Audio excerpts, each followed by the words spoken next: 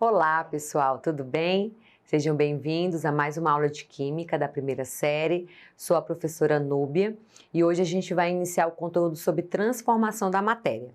Como nós vimos anteriormente, matéria é tudo aquilo que tem massa, ocupa um lugar no espaço, e hoje a gente vai ver como que acontecem as transformações, quais são os fatores que influenciam na transformação da matéria. Vamos para o objetivo da aula de hoje? Então, vamos lá. Primeiro, nós vamos compreender as transformações da matéria, vamos analisar os estados de agregação que a matéria possui, entender os fenômenos que ocorrem nas mudanças dos estados físicos, diferenciar transformação física da transformação química e vamos praticar o conhecimento com as atividades. Bom, quais são os três principais estados de agregação da matéria? Sólido, líquido e gasoso.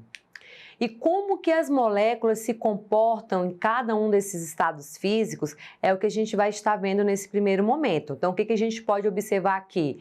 Olha que o comportamento das moléculas em cada estado físico é diferente e a gente vai compreender o porquê disso. Então, nós temos aqui o estado sólido, as moléculas bem próximas. Estado líquido, a gente já observa um distanciamento entre elas, e no estado gasoso, a gente percebe que elas estão bem dispersas. Bom, no estado sólido, o que acontece?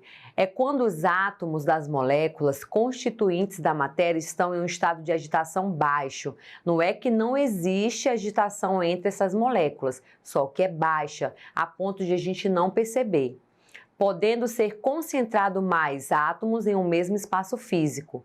Possui tanto a forma como o volume fixos. A força de atração é maior que as forças de repulsão entre as moléculas, por isso que eles estão bem próximos uma da outra, ok? Estado líquido.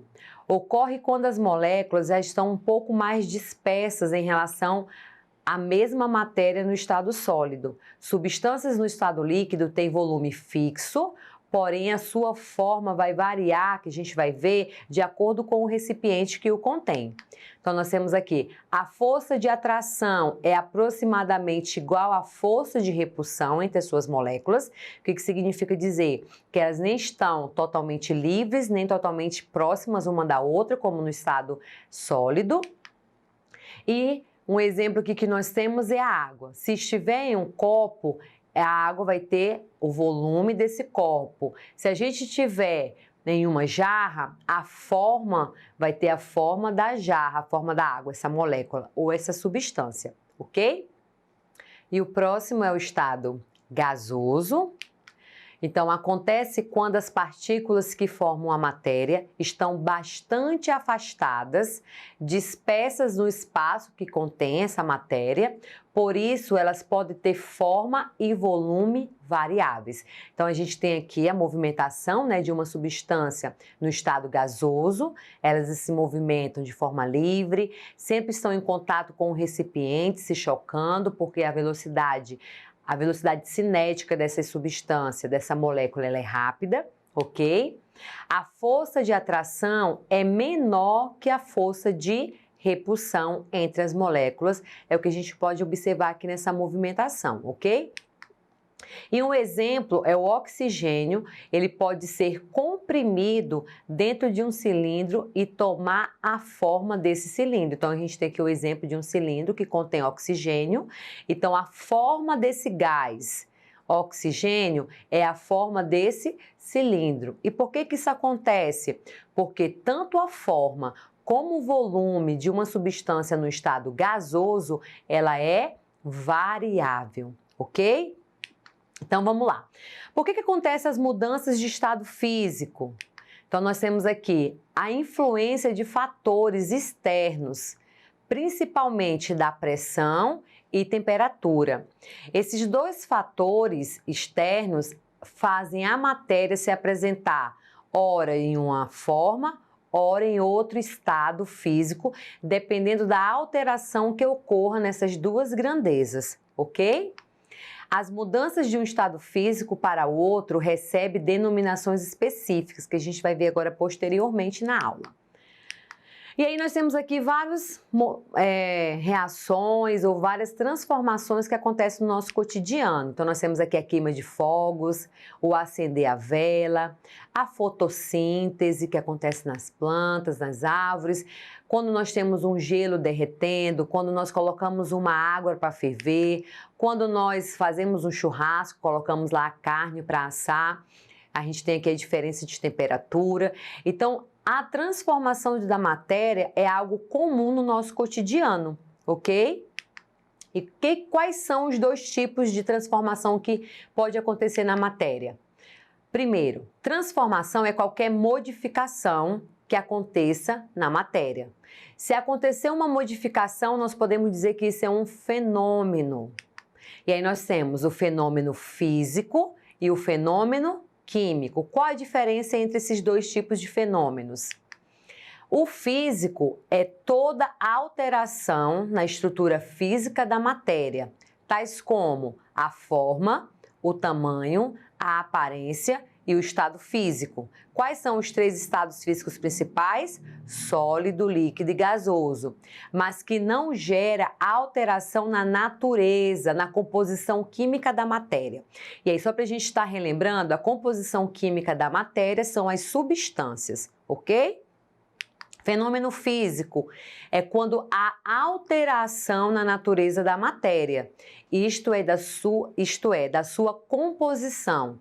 Dizemos que ocorreu uma reação química, pois novas substâncias foram originadas. Então, todas as vezes que eu tenho um fenômeno físico, nós podemos afirmar que aconteceu uma reação química. Por quê? Porque teve a formação de novas substâncias, ok? Então, nós vamos ver aqui os principais fenômenos físicos que acontecem quando tem mudança no estado físico da substância. Então, nós temos aqui os três principais: sólido, líquido e gasoso. Quando a gente tem um fator externo, a gente aumenta a energia ou a gente aumenta a temperatura, nós podemos ter três tipos de fenômenos. Primeiro, fusão. O que é a fusão? Quando nós temos uma substância no estado sólido e ela vai para o líquido. Temos a vaporização, que é quando nós temos uma substância no estado líquido e ela vai para o gasoso.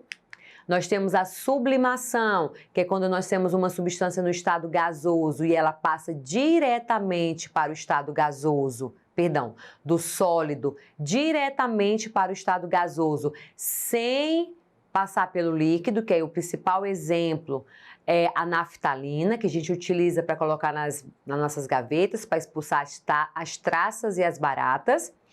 Quando a gente diminui essa energia, ou seja, quando a gente diminui a temperatura, nós podemos ter a condensação, que é quando nós temos uma substância no estado gasoso e vamos para o líquido, e nós temos a solidificação, que é quando a gente tem uma substância no estado líquido e ela vai para o estado sólido.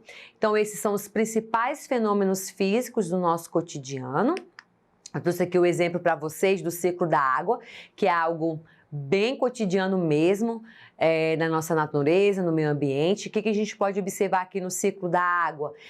Que tem mudanças de estados físicos, como a condensação, como a evaporação, como a precipitação, ok? Então, esse foi o exemplo mais simples e bem presente do nosso cotidiano que eu quis trazer para vocês, para a gente observar onde que nós podemos observar essas mudanças de estados físicos, ok?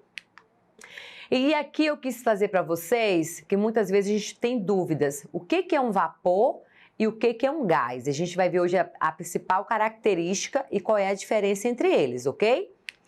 Então, o vapor é o estado físico que é capaz de estar em equilíbrio com os outros estados, líquido e sólido, ou transformar-se nesses estados a partir da variação da pressão ou temperatura.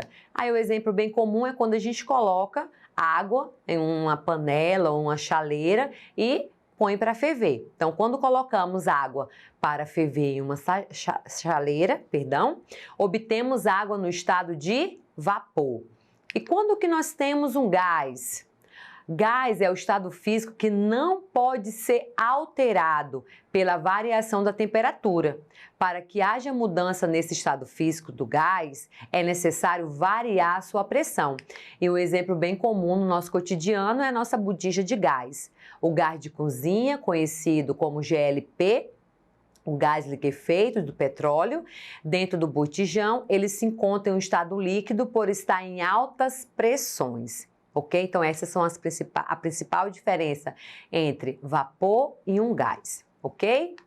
Agora nós vamos ver as transformações químicas ou reações químicas. Lembra que eu falei que quando a gente tem uma transformação química ou fenômeno químico, nós temos então uma reação química. O que acontece nessa reação química? Acontece a transformação ou a alteração da natureza ou composição química da matéria, ela é alterada. E aí, como que a gente observa isso? Com a formação de novas substâncias. E acontece também o rearranjo dos átomos, que aí nós temos quebra de ligações, formação de novas ligações e temos substâncias formadas diferente do estado inicial, ok? Então, nós temos aqui como exemplo no nosso cotidiano a ferrugem, que é quando tem lá um cadeado, um portão enferrujando. Nós temos aqui o escurecimento das frutas, que é um exemplo de transformação química ou uma reação química. Quando nós mudamos a cor do nosso cabelo, também que é algo bem comum no nosso cotidiano, nós temos aqui um exemplo de transformação química, que aí são as reações químicas, beleza? Agora a gente vai praticar. Questão 1. Reações químicas são fenômenos em que necessariamente ocorrem mudanças. O que a gente precisa lembrar? Que toda reação química, a gente tem alteração tanto na composição química da matéria ou na natureza das substâncias, ok? Então, qual é a resposta correta? Letra E. Por que não é a cor? Cor é um indício que teve uma reação química. Estado físico, quando tem mudança, é um fenômeno físico. Condutibilidade elétrica também é outra indicação. E massa não está relacionado com as reações químicas, ok? Então, a resposta correta é a letra E. Então, na aula de hoje, a gente viu sobre a transformação da matéria, as principais características. Não deixe de acessar a plataforma Eduque. Bons estudos e até a próxima!